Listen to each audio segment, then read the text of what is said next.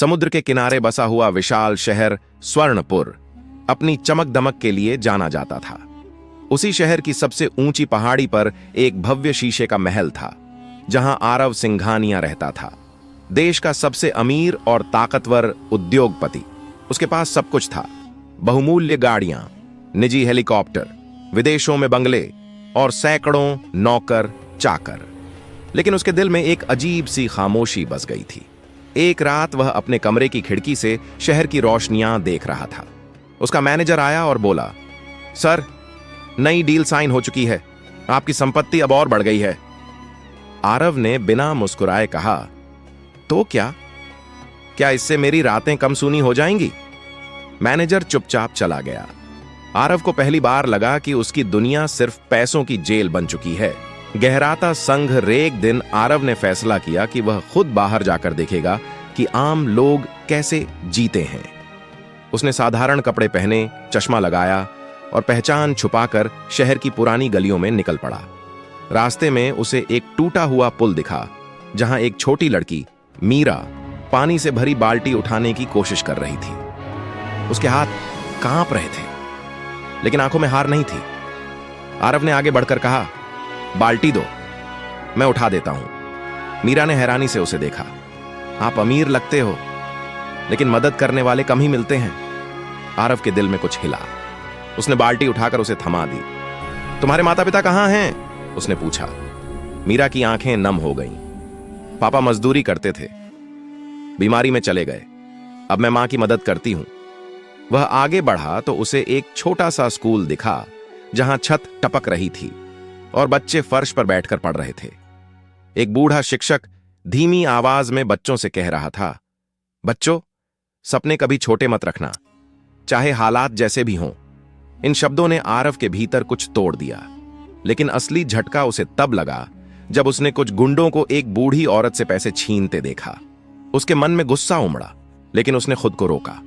अगर मैं सच में शक्तिशाली हूं तो मुझे सिर्फ लड़ना नहीं, बदलना होगा, उसने सोचा। भावनात्मक टकराव और बदलाव घर लौटकर वह रात भर सो नहीं सका। चमकते हुए झूमर भी अब उसे सूने लग रहे थे। अगली सुबह उसने अपनी कंपनी की बैठक बुलाई। सभी डायरेक्टर्स सामने बैठे थे। आरव ने गंभीर आवाज में कहा, हम सिर्फ मुनाफा नहीं कमाएंगे, हम हिस्सेदारी बांटेंगे। मजदूरों की तनख्वाह दोगुनी होगी और हम गरीब इलाकों में स्कूल और अस्पताल बनाएंगे। सब चौंक गए।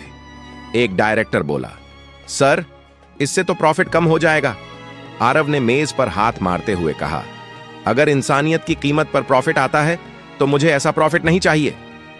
यही वह पल था जब पुराने आरव की मौत और नए आरव का जन्म हुआ। शक्तिशाली क्लाइमैक्स। कुछ महीने बाद शहर में भयंकर बाढ़ आई। पानी सड़कों पर उफान मारने लगा। गरीब बस्तियां डूबने लगी। आरव सुरक्षित अपने महल में बैठ सकता था, लेकिन उसने हेलीकॉप्टर मंगवाया और खुद राहत कार्य में उतर गया। उसने अपने हाथों से बच्चों को नाव में बैठाया। उसी भीगे हुए चेहरे के बीच उसे मीरा दिखी, जो पानी में फंसी हुई थी। चाचा! मीरा चिल्लाई। उसकी आंखों में डर था।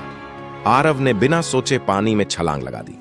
तेज बहाव के बीच वह किसी तरह मीरा तक पहुंचा। डरो मत, मैं हूं, वह चिल्लाया। यह पल उसकी जिंदगी का सबसे बड़ा संघर्ष था, मौत और जिंदगी के बीच। आखिरकार वह उसे सुरक्षित जगह तक ले आया। पूरा शहर यह दृश्य देख रहा था। लोग पहली बार किसी अमीर इंसान को अपना जान जोखिम में डालते। बाढ़ के बाद स्वर्णपुर बदल चुका था, और आरव भी। कुछ साल बाद उसी जगह जहां कभी झोपड़ियां थीं, पक्के घर थे। एक बड़ा स्कूल बना था, एक अस्पताल चल रहा था। मीरा अब डॉक्टर बन चुकी थी। उसने मरीजों की मुफ्त सेवा शुरू की थी। एक दिन वह आरव से मिली और बोली, चाचा, आपने सिर्फ मेरी जान नहीं बचाई, आपने मेरी जिंदगी की दिशा बदल दी। आरव मुस्कुराया। उसकी आंखें नम थीं। नहीं बेटिया, तुम जैसी बेटियों ने मुझे इंसान बनाया है। आरव ने अपने महल को बच्चों के आश्रम में बदल दिया और खुद एक छोटे से घर में रहने लगा। उसका नाम अब सबसे अमीर आदमी के लिए नहीं, बल्कि सबसे बड़ा दिल रखने वाला इंसान को के लिए लिया जाने लगा। कहानी की सीख, मॉरल। सच्ची अमीरी पैसा नहीं बल्कि इंसानियत, साहस और दूसरों के लिए जीना है। जो दूसरों का दर्द महसूस करता है वही